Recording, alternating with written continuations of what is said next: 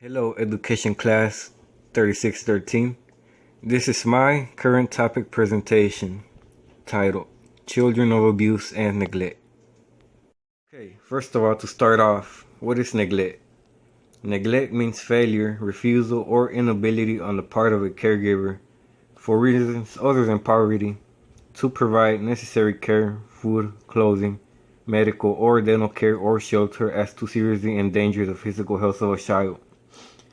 Other than that, the Department of Children and Family Services has historically interpreted the threatened child or abused neglect to be related to conditions or behaviors on part of a caregiver that are dangerous to a child. For example, violent behavior in the home or neglect in the home can threaten a child's safety. Even if the child has not yet been injured, sometimes it is an accumulation of behaviors or conditions that are not individually dangerous, but taken together pose a threat to the child. The intent of the CPS, Child Protection Services, is to intervene before a child is seriously harmed. If that harm can be reasonably predicted or foreseen, based on reported information and, when applicable, previous CPS reports. Now, here are some different forms of maltreatment. Physical abuse. Physical abuse is non-accidental physical injury inflicted on a child. The maltreater may or may not intend to harm the child. The injury must be severe enough to meet the definition of physical injury. As for emotional damage, this means harm done to a child's psychological or intellectual functioning for which the child's parents, guardian, or legal custodian has neglected, refused, or been unable for reasons other than poverty to obtain necessary treatment or take steps to ameliorate the symptoms. Emotional damage is evidenced by one or more of the following exhibited to a severe degree: anxiety, depression, withdrawal, outward aggressive behavior, or substantial or observable change in the child's behavior. Emotional response or cognition that is not within the normal range of a child's age and stage of development. Sexual abuse. Sexual abuse is the inappropriate sexual behavior with a child. This includes fondling of the genitals, the maltreater's or child's, intercourse, incest, rape, sodomy, exhibitionism, sexual exploitation, exposure to pornography, causing a child to view or listen to sexual activity for the purpose of sexual arousal or gratification of the actor, or humiliating the child, and allowing or encouraging the child to engage in prostitution. It does not include sexual curiosity and behaviors that are developmentally normal for pre-adolescent children. So, what about self-inflicted injury? Is a self-inflicted injury, for example, cutting or threatened suicide by a student, considered abuse? No, it's not. Self-inflicted injuries and threatened suicides are not abuse. However, these actions are serious threats to a child's health and life and should be addressed through other means. For example, you should notify the family or refer to a mental health assessment and treatment. State law grants immunity from civil liability for acts or omissions to educators who in good faith attempt to prevent suicide by a student. If there is a serious and imminent danger, law enforcement authorities should be contacted immediately, as they have authority and the capacity to take an individual into custody if warranted. If a child engages in self-injury or who has threatened suicide refuses to pursue necessary services and treatment, a referral or suspected emotional damage should be made to a local child protection service agency. Now here's a graph that shows the types of childhood abuse and how often they happen. Neglect, 59%. Physical abuse, 10.8%. Sexual abuse, 7.6%. Psychological maltreatment, 4.2%. Medical neglect, which takes the smallest, 0.9%. And other types of abuse, 17.4%. Alright, reporting child abuse. Who is required to report to suspected child abuse or neglect?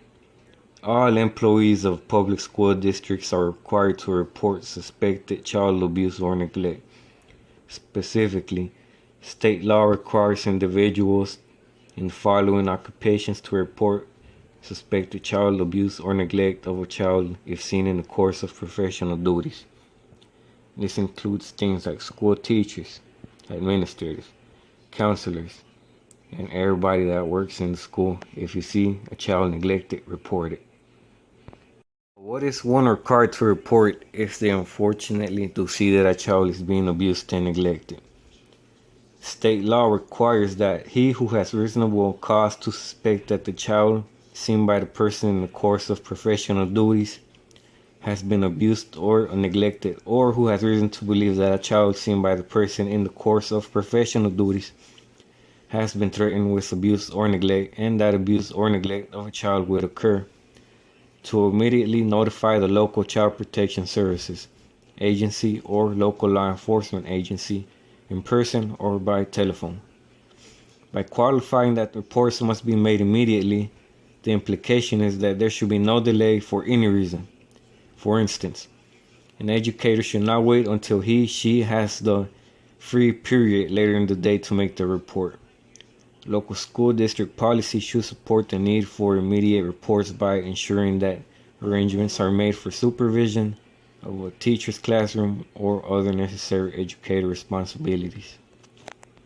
Also, please remember that reports are required only when the child is seen in the course of professional duties. That is, the individual must have first-hand contact with the child as part of his or her work. A child seen in the course of professional duties is not limited to the classroom. For instance, if an educator is required to attend school sporting events as a monitor, a child seen in that venue will constitute as a child seen in the course of professional duties. If the reporter becomes aware of a suspected abuse outside of his or her professional work, for example, within a neighbor family, a report will not be required. However, the individual could choose to make the report. Receiving secondhand information or hearsay that a child has been abused will not be required to report if the mandated reporter has not seen the child in the course of professional duties. However, the professional may feel ethically bound to contact the child within the scope of his or her professional duties to determine if a report is necessary. Unfortunately, children of abuse cope with ecological issues that may have unfortunate, dire consequences for school discourse at the elementary school level.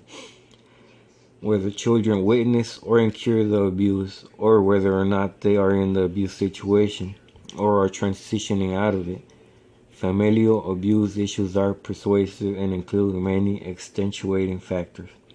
Therefore, school personnel must network, collaborate, and work cooperatively as an interdisciplinary and to provide the extensive, distinctive, and multifaceted care that is required for these children. Furthermore, school professionals must be vigilant in allocating and referring the proper resources for victims by professionals providing more thorough and holistic service delivery, appreciating the numerous ecological factors such as health, economic, and socio-cultural that can be more effectively meet the complex family needs.